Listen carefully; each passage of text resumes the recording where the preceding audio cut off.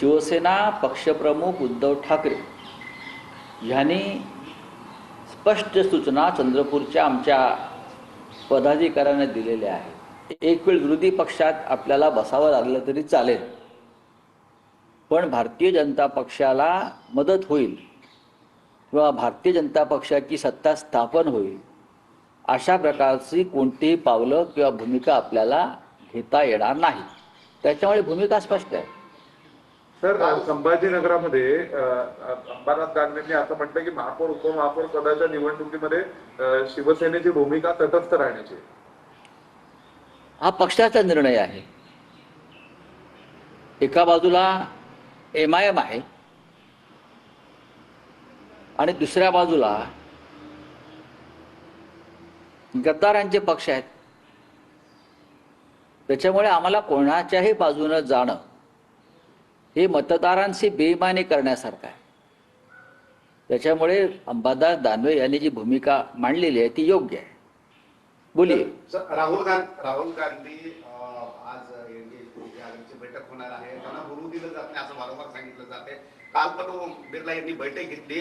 Deadlock कधी संपणार आहे? बघा, डेडलॉक संपवण्याची जबाबदारी जी असते ही सरकार पक्षाची असते। प्रधानमंत्री मलेशियामध्ये मौजा मारतायत, ते अनवर इब्राहिमला मिठ्या मारतायत। जो अनवर इब्राहिम कधी काळी अत्यंत गंभीर स्वरूपाच्या गुन्ह्यामध्ये जेफ्री एपिस्टीन प्रमाणेच अडकले होते, त्यांना ज्या प्रेमानं अगदी मिठ्या मारताना आम्ही आमच्या प्रधानमंत्र्यांना पाहिलं, अनेकांना धक्का बसला। प्रधानमंत्री परदेशात, इथे संसद सुरू आहे। या देशाच्या म्हणजे लोकसभेतल्या विरोधी पक्ष नेत्याला बोलू दिलं जात नाही आणि परदेशात जाऊन लोकशाहीवर लेक्चर देत आहेत, व्याख्यानं देत आहेत। या देशाचं काय होणार आहे, भविष्य काय आहे हे कळत नाही। तिकडे रशियाचे अध्यक्ष पुतीन यांनी भारतीय जनतेला मार्गदर्शन केलेलं आहे तेल खरेदीबाबत। त्याच्यामुळे मोदींचं बिंग फुटलेलं आहे। मोदी यांनी पूर्णपणे ज्या पद्धतीनं प्रेसिडेंट ट्रम्प पुढे गुडघे टेकलेले आहेत ही अत्यंत चिंताजनक धक्कादायक गोष्ट आहे। अशा वेळेला लोकसभेत देशाच्या राष्ट्रीय सुरक्षेच्या मुद्द्यावर या देशाचे विरोधी पक्षनेते राहुल गांधी काही भूमिका मांडत असतील, त्यांना रोखणं, त्यांना बोलू न देणं हा एक प्रकारचा देशद्रोह आहे। ओम बिर्ला यांच्या विरोधामध्ये अविश्वासाचा ठराव विरोधी पक्ष आणेल। आज त्या संदर्भातली नोटीस देण्यात येईल। नोटीस दिल्यानंतरची प्रक्रिया सुरू होईल। अविश्वास ठराव सत्ताधारी पण म्हणतात की अविश्वास ठराव आणतात, परंतु ओम बिर्ला हे नियमानुसार संपूर्ण कारवाई करत असतात। भारतीय जनता पक्षाचा आणि नियमांचा आणि कायद्याचा काही संबंध नाही।